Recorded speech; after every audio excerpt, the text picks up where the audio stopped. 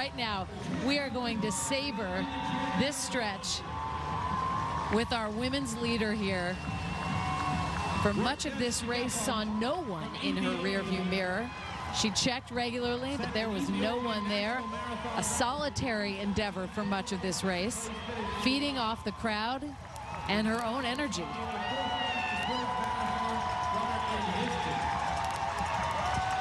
And now she is seeing the payoff of that big move.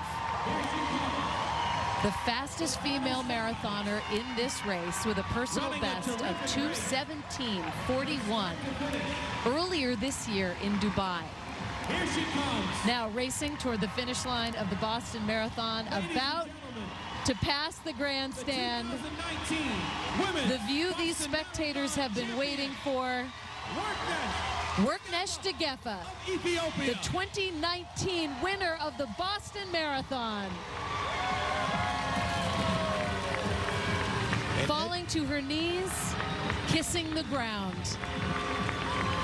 That was just beautiful running. I love watching a piece of artwork, and that was incredible.